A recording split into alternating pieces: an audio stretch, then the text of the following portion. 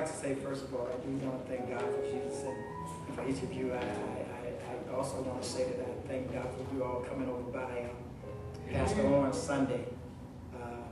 You all look real well, real good. And those beautiful skirts and those beautiful attire, the collars and everything. Amen. My nurse was just on key. Amen. Everybody just looked really well. And I was looking at, because of what's going on, it simply says that we're going to have to step up. We're going to have to step up. And, because there are people that will be coming this way. Amen. And they don't want to come to the hood. Or people with a hood-like mentality. Amen. So we got to get rid of some things. Take on some other things. Change hurt, but a lot of times change is good. I'm not going to be long. I said we'd be out here by 1:30, and so I'm going to just be kind of brief. A lot of things ran across my mind. I do want to say again, Happy Father's Day to all the fathers. A lot of things came across my mind. One, I was thinking about, not talking about a Father's Day message, but talking about I had it, I lost it.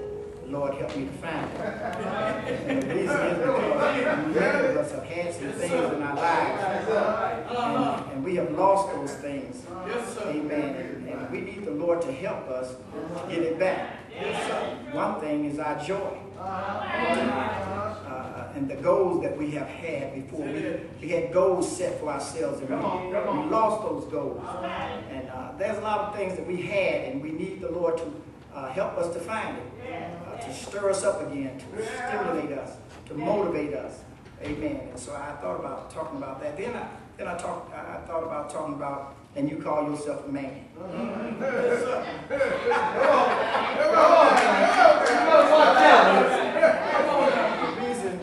I would say that because, see, a lot of times we think because we're 18 years old, now we're a man. But I found out that you could be 65, 75, and 80 years old and still not a man. You are a male. You're just a male. You're not a man. God says He created them male and female. And so you're just a male. You're not a man, because a man takes care of business. Yes, sir. Amen. And so you know, they got male. They got. You're just a male. See, because there's a difference in a man and a male. See, a monkey is a male. You can find a male monkey, a male gorilla, a male horse. You can find a bunch of male things, but they're not a man.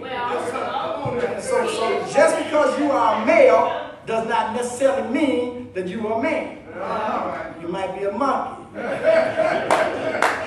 Glory to God. Because a real man takes care of business. A man, you don't have to tell a man what to do. A man is always trying to make sure things are right. You know, if somebody break in your house, I don't care how strong a woman is. If somebody break in the house, amen, in the house upon you as a female, amen, you don't want your man laying in the bed hollering, honey, go see who that is. Yes. And I don't care how strong she is, if she do go, she's telling you to come too. But you being a man, you're not going to put your wife in harm's way. What you would do, you say, stay here, be quiet. And you would tip in there. Now you wouldn't be like my friend that walked in when his house was being burglarized, and he walked in with a lamented voice, said, who is it? Of course, the burglar or the thief, he's gonna run away. But a man wants to catch him in his house. Why? Because he violated. He violated his territory. He violated his space. So a man really wants to catch him. And so a man, just because you're a male does not mean you're a man. Just because you may have a job. There's some fellas have a job and they feel like, now I got a job, I'm a man. But if you're not taking care of no bills, if you're not really helping out, some male figures would have a job, but they don't want to help out. Their money is their money and her money is their money. And so when it comes down to being a man takes care of it. He see a hole in the fence, he wants to fix the fence. If the chair is loose in the house, he gets his little screwdriver honey, that chair is loose. Because he's a man. He doesn't sit in that chair himself. And he felt it rocking. And so the thing is a man, a real man takes care of business. A real man, amen, he wants his wife to feel like she can depend on him in the face of adversity. So a real man, so I'm going to talk about a real man. I'm talk about a real man. So you think you're a man. Just because you got a little hair on your chest. You think you're a man. You got some muscles. Think you're a man because you can give a baby. You just a male, amen, thinking you're a man. And I done seen some men, some fellas, some males that's 65, 70 years old, walking with their pants leg rolled up and got a dip in their hip and a glide in their stride, calling themselves a man. Listen, they ain't no man because they're still trying to act like a boy. See, a boy, a mama takes care of a boy. That's what happens with boys. Mamas take care of boys, and so what happens, amen, they go out there and get a woman looking for them to be a mom. They didn't grow up to be a man. They might be 50, 60 years old. Still, they're not a man. I'm not going to talk about that. You better stop like that. I'm talk about something else. I want to talk about Jesus. And I want to talk about God. I want to talk about the Father.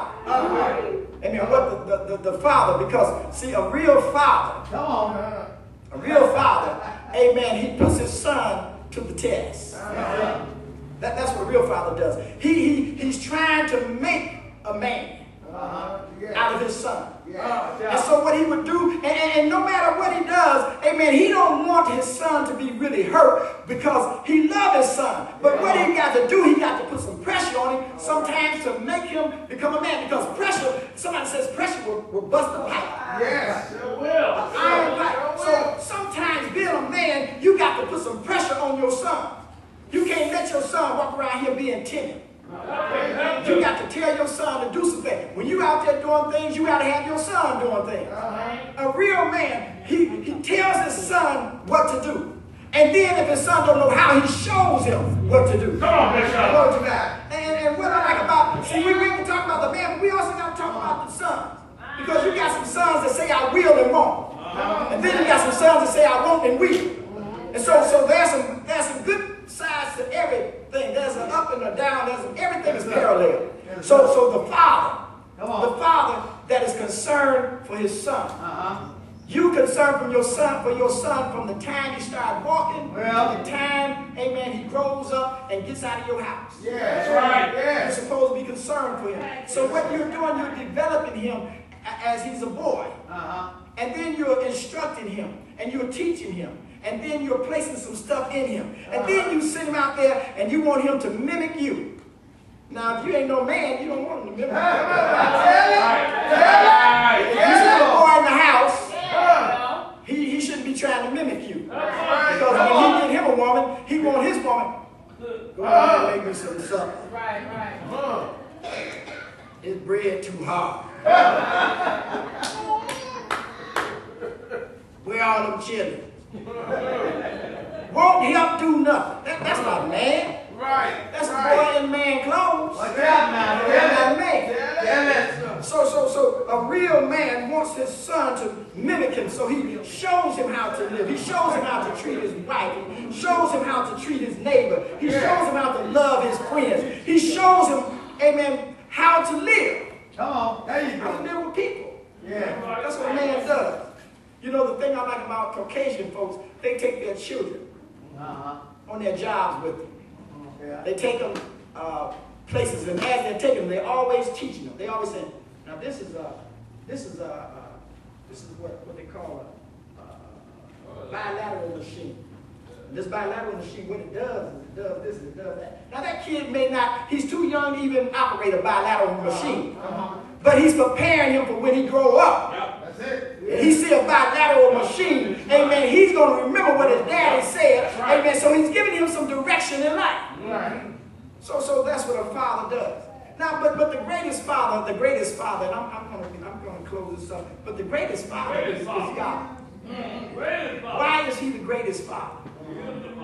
He's the greatest father because, amen, he is the one that is able to oversee every son. Yes, sir.